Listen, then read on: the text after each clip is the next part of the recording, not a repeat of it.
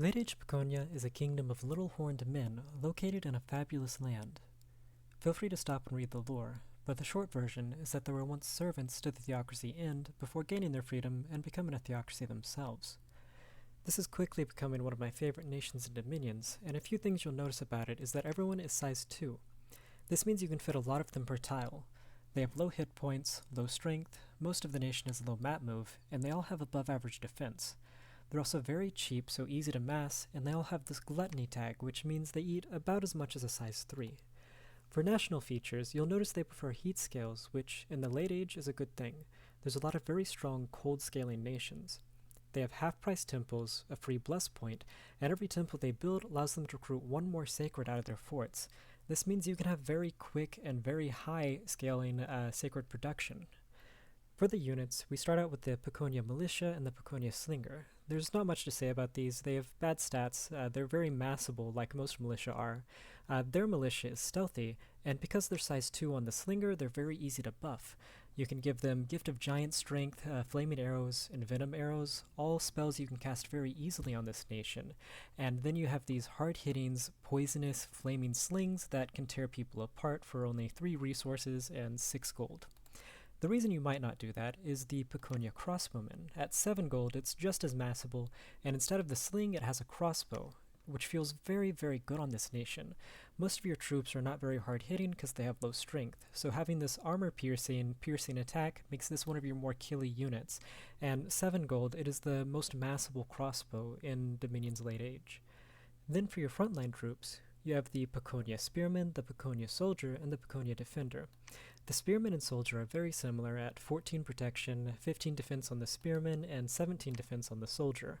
The Soldier hits just a little bit harder at 11 damage, while the Spearman has a length 3 weapon which lets it repel. They're both size 2, so a lot per tile means the harassment penalty will be divided and you'll get a little bit more mileage out of these high defense troops. Still, low hit points, low strength, low map move. They're very cheap, so you'll usually outnumber your enemy if you're recruiting these. But the true star of the front line is the Piconye Defender. Something you'll notice that's different about this is that they have protection 17, it's much higher, and defense 19, which a lot of that is the parry value of the tower shield they have. This means they get a lot of protection, and even though they have 7 hit points, a lot of times the enemies attacking them aren't going to be able to get through that protection to kill them. Still, 9 gold, so very massable, 19 resources and 17 recruitment points, so you'll be more restrained on that end. They do have high encumbrance, so they'll fatigue out quickly. They have map move 4, so they're not going to move around. They're almost always going to be 1 tile a turn, and they have combat speed 2, which is as fast as an immobile pretender, so they lumber about as quickly as a statue, which is a good thing in some instances. Because they're size 2 and you can buff well in this nation, you'll be able to have them within range of your mages for a lot longer with combat speed 2. They also deal 12 damage, which is one of your harder hitting frontline troops. And then you have a very interesting unit for this nation. Everyone, as I said, has low map move, but this is map move 32 flying, which, as a general rule of thumb, if you can see a province, you can probably get to it with this bird knight. They do cost 25 gold, which is a good 2 to 3 times more expensive than any other troop you'll recruit. But out of that, you do get this light lance, which deals a lot of damage on the first strike, this warbird, which has an extra dive attack for the first attack before switching to only using the talons. They also have good defense, 14 on the bird and 20 on the knight. So you'll have a very, very nice shock troop that can jump into back lines, kill commanders, and in that alpha strike they will tear apart lightly armored troops like archers and crossbows. Very useful. Mostly, the role that this will fill in your armies is being able to move very fast across the map. So if you have all of your forces a little bit overextended somewhere else and you need to defend, you can recruit a lot of these and then jump to almost any province that you need to defend in your empire. They're also size 3 instead of size 2, so they fit 3 per tile, but still very easy to buff for a cavalry unit. You can give them Body Ethereal, Gift of Giant Strength, Gift of Cheated Fate, all the things you would want to put on your front line. So as you get more tech, these become even more useful, and another thing that your enemy has to think about. Then you have your 3 types of Sacreds, only recruitable in your capital. The first is the Crosswielder. You'll notice this is very, very similar to your Piconye Crossbowman, slightly higher stats, a little bit more expensive, and it is sacred. This means you can do a lot of the really killy buffs on it that you would get in the Bless, like Flaming Weapons, uh, the Mist Weapons. You can do a lot of really great things with that and get a very killy crossbow, even killier than your regular crossbow. And because you can scale your Sacred production very well in this nation, you can get a lot of these guys. Then you have your two front lines. The first is the Soldier Priest, very similar to your Piconye Soldier, except this one is Sacred. Slightly higher stats, 18 defense, 12 attack, a little bit extra strength, a little bit more expensive, and it is a size 2 Sacred. That means this one and the other melee do a lot of the auras very well. You could do Fear Aura, rout people before they really have a chance to kill these high defense units. Especially Fear and Awe would make it very hard since there's 5 per tile. They're going to be stacking up Fear on anyone attacking them very quickly. Since you'll have heat scales, you can do the Heat Aura very well. Just auras work very well on these size 2 troops. And then you have an interesting Sacred called the Baculite. This is actually your hardest hitting Sacred. With the Baculus, it deals 14 damage. It's a two-handed attack, so blesses with high strength, things like that will help out a lot. It's size 3, so having high attack also helps you get more of the repels. And it has this Bane of Heresy effect whenever it swings. This also procs on repel, so anytime you repel, anytime you swing, you're doing an AoE 1 15 armor-piercing fatigue damage. With 5 of these per tile, you're doing 75 fatigue damage every time they swing, and you'll fatigue out Sacreds and Gods very, very quickly. Sometimes it's useful just to get a few of these in case somebody has an Awake Expander, has a Scary Helpless. You can throw these out, you'll be able to knock people out, wail on them with the stick, and your crossbows can mop them up if you have a very defensive Bless. If you have a very killy Bless, then these guys take strength buffs very well. And they're just as buffable as your other front line as size 2. You can give them Body Ethereal, Gift of Cheated Fate, and then you aren't as worried about them taking friendly fire. They don't have a shield, so having things like Body Ethereal will help reduce losses from archers. And that's it for the frontline troops. For the first commander we're going to look at, it's a real banger of a scout. This is the Piconye Scout. It's a little bit more expensive than most scouts at 45 gold, but look at this, 32 map move, flying just like your Bird Knights. It's even more mobile because it's stealthy, and it's stealthy 75, which means that it's a little bit more stealthy than most, but it does compete with your mages, with your commanders, so you won't be able to recruit a lot of these. You do start with one though. And if ever you need to use them in an army, maybe as assassin bait, things of that nature, they do have a crossbow, so they aren't just twiddling their thumbs in the back line. Still very nice. 18 defense, thug capable if you're making a defense thug. They have full slots and a warbird here. But typically if you want to thug, you're going to be using this next troop called the Bird Knight Commander. Slightly higher defense at 21. It has 100 leadership, 32 map move flying, which these are the guys you really want to move around with your Bird Knights so that you can jump around. It's got 100 leadership. You could have 100 of these Bird Knights being led by this fellow, jump to back lines, start to pop castles where people may not think you can even reach. They have the light lance, they have the dive attack talons, just like your normal Bird Knights. Overall, a very good troop. You can also buff it up very easily. It's got full slots, so you could give it a few magic weapons, a little bit better protection, armor pieces, and then take a few of your point buffy mages and send this guy, and he'll be able to take out most PD very easily that way. But in general, this is your rapid response commander that can be anywhere at any given time. And then you get the Piconye Bishop. It is a Holy One and an Inquisitor. Inquisitor is something you'll see most of the priests on your nation have.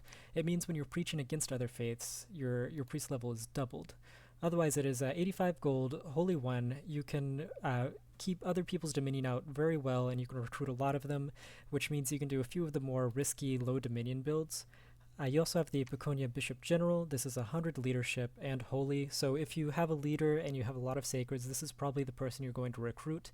It has 14 protection, 17 defense, so mildly thug capable. If you have a good bless and if you want to equip him with some more killy things, he deals 12 damage, very similar to your soldier priest. In general, this is a very good unit, probably the leader you're going to be using the most as this nation. Then you have the Piconye Archbishop, a Holy 2 Inquisitor with 100 leadership. So very nice for leading your holy armies, being able to bless a lot of them at once. It also has this Baculus, so if ever for some reason it is in melee, it can knock out some gods, knock out some sacreds with that fatigue damage. Then you have your first non-holy real recruitable that you want to get a lot of, which is the Piconye Sage. For 100 gold, Adept Researcher 2, these make excellent research monkeys. They start out, all of them are Earth, and then they are cross path of Fire, Water, Astral, or Nature. The Fire cross path with Fire Earth, they'll be able to do Magma Bolts, they'll be able to do a lot of the cool evocations that way. With Water, the highest your nation gets with Water is Water 1, so you could use this guy for a lot of your foraging needs, for a lot of your ritual casting needs if ever you need to use Water. And you could even put just a few of them in a province with Frozen Heart to catch a lot of thugs if they're not equipped to deal with cold. So late game, they're very great. They're very great additions to your army.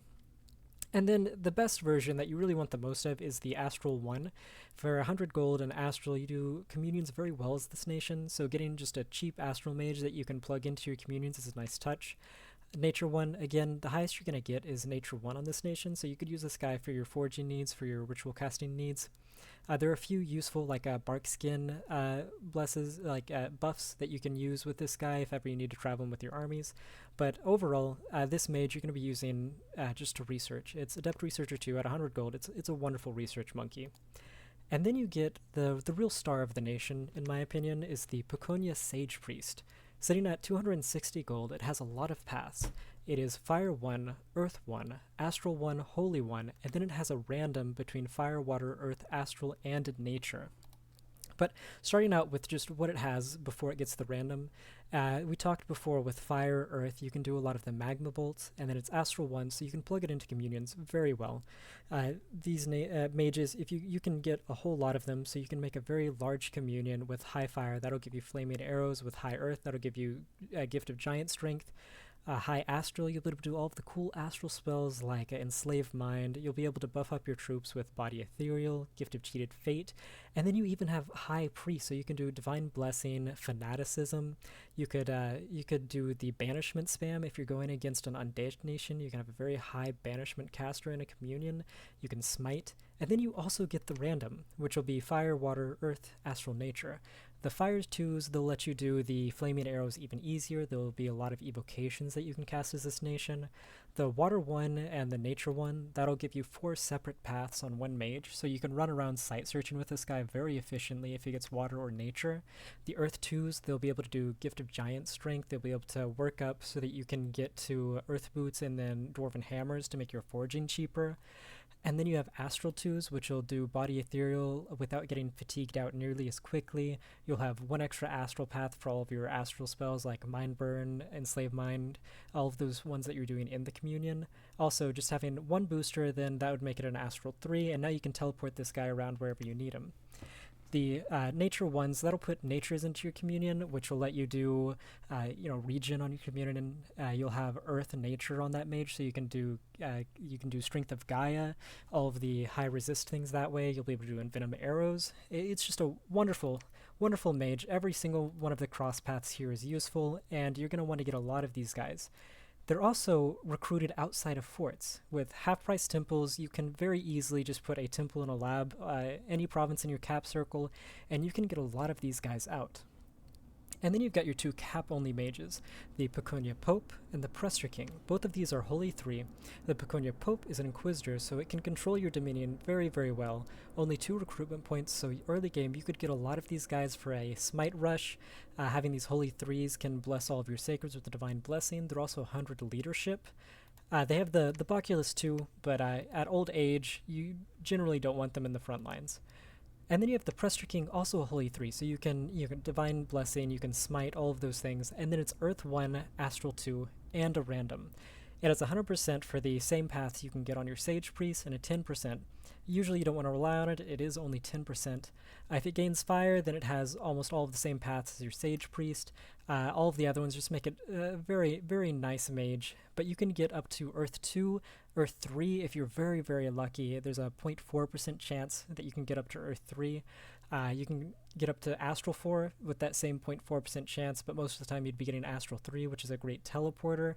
And having the Earth Astral High lets you do the Metal Matrices, which is what replaced the Crystal Matrices from Dominions 5, so that you can plug other things into your already very good Communions. So it's a very wonderful mage. It is 4 recruitment points, so you can only get one every other turn, but it is a teleporting Holy 3 that can claim thrones, inspirational with 50 leadership. It's also old age, and it's very similar to your soldier priest. So even if something jumps back there and starts fighting him, he's at least going to hold his own for a few rounds. Overall, this is just a very, very solid nation. It really lives and dies by its research. So once you get Alt 3 for Body Ethereal, once you get the high enchantment, so you can do Flaming Arrows and Venom Arrows, then you really have a strong mid game. Late game, you can cast almost everything through Communion. You're really only missing Death, Glamour, Air, and Blood. So otherwise, you can get all of the resistances you need through your Communion. You're going to have very great Communions. Early game, you can take a very good Bless, and you can expand very well with your size 2 Sacreds, and you can ramp up Sacred production. A few things you need to look out for. You've got very low hit points, so watch out for the Flames from a Sky. You can watch out for Murdering Winter. That'll kill your armies very, very well. So definitely try to stay in your heat scales, because if you get Murdering Wintered in a cold scale, you just lost all of your mages, all of your troops. But otherwise, when you're in the army, you can cast all of the resistances through your Communion, and then still watch out for evocations and fights, because you fit 5 per tile. So an AOE 1 evocation, low hit points, it'll kill 5 of your troops every time it lands. But on the flip side, you buff just as efficiently as you die, because 5 people per tile, you can buff them, and it scales even better whenever you have higher buffs, which in Dominion 6 there's a lot more of the mid-level buffing, so you can buff like 20 tiles at a time instead of just waiting until you get the battlefield wide, which you can still cast the battlefield wide late game really well. So the two ways you could play, there's a lot of wiggle room in between too. The two ways, you could either play a really strong early game Bless that can scale well into the late game, and then you've got these Holy 3s that smite, and you can do a rush pretty well. The other way you could play is Scales. Since you have very massable troops, you could very, very cheaply outnumber your enemies, and you can get these Sage Priests outside of your fort, so you almost always want to do that if you have good Scales, because then you can just get these half-price temples, so even if people raid it, then you're only out 300 gold, and you can just rebuild it whenever you take the province back. And those temples everywhere will help you recruit even more of your sacreds. So you could grab just a slight thing. A lot of your mages are old age, like the Piconye Sage starts out at 70 and then old age 60. So with that DR end, a lot of times they'll come out old age. And then both of your cap onlys are just always old age. You probably want to grab unaging for one of your bless. And then there's just a lot of powerful things you can do with this nation. There's not really a lot of win buttons. There's not like a button you can press as your win condition, but there's a lot of tools. So it has a high skill ceiling because, there's a lot of tools whenever anybody fights you that they have to think about, and there's a lot of tools that you have to think about when you use this nation. So overall, it's a wonderful nation. You should give it a try the next time you have a chance.